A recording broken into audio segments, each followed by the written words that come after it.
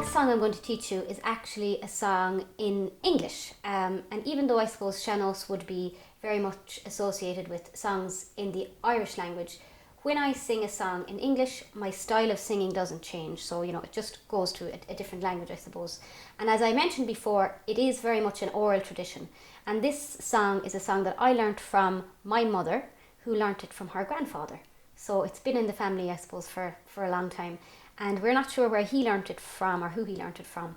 But it's a lovely song, and with a love song, I suppose, with the theme of immigration in it as well. And it's a conversation between two lovers, and he tells her that he has to immigrate to go over to the States, and she's heartbroken and says that she doesn't want him to leave because he'll forget all about her when he goes over to America. So she manages to convince him to stay at home, which is great. So it's a kind of a love song with a happy ending, which isn't very common in these kind of songs, but we'll take this one. So it's called Blackwaterside. So what I'm going to do first is I'm going to sing the whole song just so you can hear it, you can get a feel for, the story behind it, and then we'll take the first verse.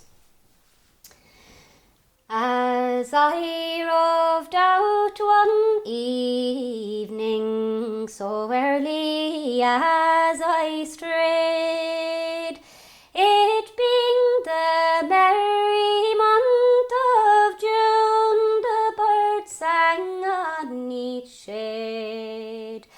The sun being up so merrily and fully decked with pride, with primroses and daisies down by Blackwaterside. I scarcely had but 1 mile walked when there by chance I spied a couple talk as they did walk down by Blackwaterside. He entwined her to his arms, and this to her did say, "'Tis in America I'll prove true to my lovely Irish maid. When you'll go to America, some pretty girls you'll see, and it won't be long till you'll forget the vows you made to me. There is not a day whilst you're away that I'll visit still those shades where first you stole away the heart of your lovely Irish maid.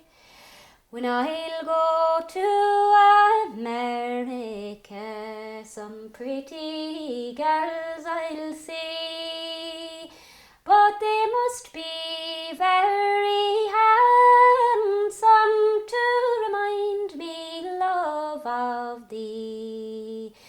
There is not a tree in yon green wood, or sunny dell or shade, that always will remind me of my lovely Irish maid. 'Tis many's the foolish youth, she said, has left old Erin's shores. They've left their friends and sweethearts, perhaps to meet no more. For crossing o'er the Atlantic foam, in sea their graves are made, and never to return again to their lovely Irish maids. Like two fond hearts together, this couple did embrace, like dew drops upon on each face. He entwined her to his arms, and this to her did say, I'll stay at home and I'll not roam from my lovely Irish maid. So there you have the song in total. A lovely melody and a nice, steady rhythm to the song. So what we're going to do first is we'll go through the first verse. So you have the lyrics there with you, and you've heard the melody. So I'll sing each line one at a time, so you can hear where I would put in the ornamentation. And again, if you feel like once you're comfortable with the song, I suppose you still have that freedom to put in your own ornamentation where you see fit. So what I'm giving you is just, I suppose, a bunchlock, a kind of foundation. So, as I roved out one evening. So fairly straightforward in the first line. As I roved out one evening. So the word evening there has a little bit of ornamentation. Evening, evening. So that's kind of sped up. And I'll do that line once more. As I roved out one evening. So, and as I said, you can pause and rewind and listen back if you hear any bits that you're not too sure of. Second line. So early as I strayed, so early, early as I strayed. So early and the word I have the ornamentation here. So early as I strayed. So those two phrases together. As I roved out one evening, so early as I strayed. Okay, next part. It being the merry month of, so it's the word of here has the ornamentation. It being the merry month of June of, so it's kind of like triplets, I suppose, coming down. Of June, of June. So I'll do that whole phrase. It being the merry month of June. And then the next phrase in that line. The birds sang on each shade. The birds sang on each shade. So those are the words that have the ornamentation. The birds sang on each shade. The birds sang on each shade. So that whole line.